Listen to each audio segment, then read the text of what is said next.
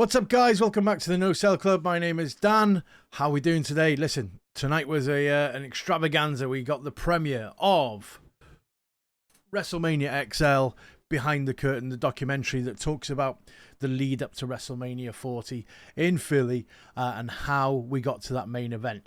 Now, listen, before I get into this, make sure you drop us a little subscribe. And of course, if you want to keep up to date with all the latest information and wrestling news, then go ahead and do that right now. Right, into the main thing. So, starts off by painting the picture, the history of the past WrestleMania, where Cody takes the loss and does not finish the story in WrestleMania 39. We all know that happened. We all know that what went on there. Anyway, it moves into The Rock potentially talking about setting up a main event and the conversations with Nick Khan that he would have had in private about a WrestleMania that actually featured Rock and Roman, and what a WrestleMania could actually look like, and how they alluded to it on the TV show Young Rock. You know, they featured Roman Reigns saying, "Acknowledge me." He says, "Let's wrestle."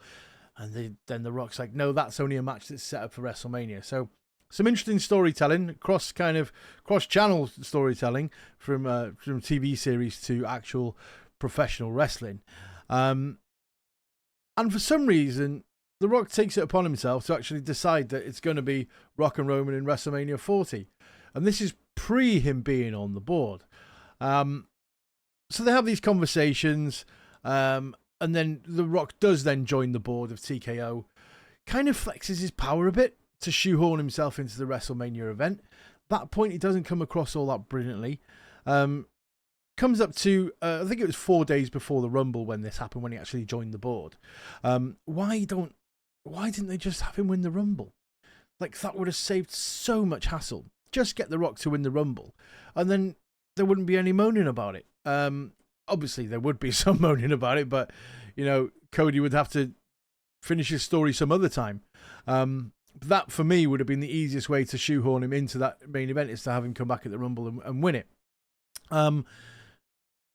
Interestingly enough, the plan was for Seth to actually face CM Punk at WrestleMania 40, but because of the tricep injury that CM Punk got, that was called off. So all the best laid plans, turned to chaos. So it's interesting to see how they kind of get around that in this documentary.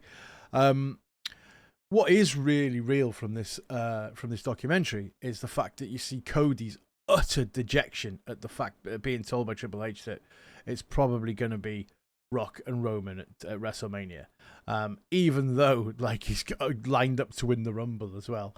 However, starts off then with The Rock saying, obviously he did cut the promo. He says, "I'm going to go out for something to eat. Should I sit in a booth or should I sit at the head of the table?" As he says it in his promo. And that kicks off the whole kind of idea with the public then that he's going to face Roman at WrestleMania 40. At that point, though, the WWE Universe has enough. And they say, no. Or as LA Knight would say, nah. They're not going to do that. And basically, we want Cody. And as The Rock labels them, the Cody crybabies start to appear.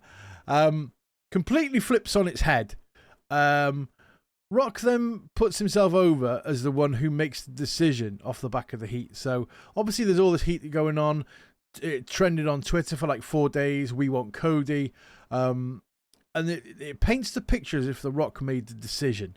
And he does actually say the final decision was mine, whether he wanted to be in the main event at WrestleMania or not.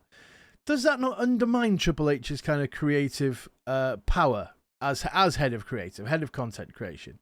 Does it not undermine his kind of level at that of him being in that position of saying, "No, I actually make the main event. It's not you, Rock." That's the confusing thing for me. It does seem like they do work together, and they work really well together, because obviously they've been in the ring together throughout the many years in the WWE. But it just seemed a little weird that it said that it was the final decision was mine. Okay, you're a board member, but what kind of creative control does that give you? If it is true, though, that just labels The Rock as a genius for me. I mean, Rock was always been a big Rock fan, but for him to come out and say, let's swerve this, let's change this round and put it into the actual main event. And then he becomes goes on to become the kind of the final boss. And also what is clear from this documentary is the fact that his attention to detail is second to none. The smallest margin of error, like even for when The Rock comes out for his new kind of entrance as the final boss, he needs to make sure that the entire steps that he takes to get under that light and be in front of the camera are exact. So the level of detail that goes into the planning of these events and the meticulous sort of planning that Triple H does as head of content creation is unreal, and that's like just shows next level stuff. You wouldn't find that in any other kind of wrestling company. Interestingly, they talk about what main events were supposed to happen, and the big one for me was the Seth versus CM Punk. But because CM Punk obviously torn his tricep, that threw the whole thing into chaos. Not even a work or anything like that. It's just pure injury, and he's even wrestled in WrestleMania 40 with a knee brace on. And we'd see him take some time out after that to recover from the injury. And then it goes on to shows the whole main event and what went down with Cena and Jey Uso coming down and Seth coming out the audience to the Shield music, and you know what went on. I don't need to tell you that if you're a wrestling fan. And then Cody obviously lifting the title, being successful, winning the championship, finishing his story. Questions that I have after this though, and I'd love to hear your opinion on this in the comments. Where does this leave WrestleMania in 41? So in Las Vegas of 2024, right? So coming up this year, WrestleMania is going to be in Vegas, probably one of the biggest WrestleManias there's going to be. Will it be a case that Rock challenges Cody? Once, I think it was the Raw after Mania, says our story is just beginning. He said that to Cody. So that'll be really interesting to see where that goes. Is there a likelihood that there's going to be a challenge? I'm not sure.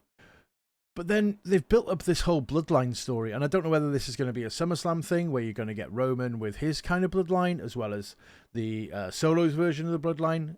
I'm not sure how that's going to fit together, whether it's just going to be, War Games and they're going to fight bloodline versus bloodline, which I think will be brilliant. Either way, it's great to be a wrestling fan at this moment in time. Let me know in the comments down below. This has only been a short review. I advise you to go and watch it. I'd love to hear your opinions after watching it as well. It does paint the picture as it was all The Rock's idea. If that's the case, brilliant. But I'm not so sure. Anyway, don't forget, drop us a little subscribe if you want to.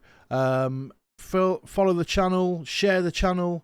Love to hear your comments. I love interacting with all the comments. I try to reply to every single comment that you do leave me. So, really want to hear your thoughts on what you thought this documentary was like.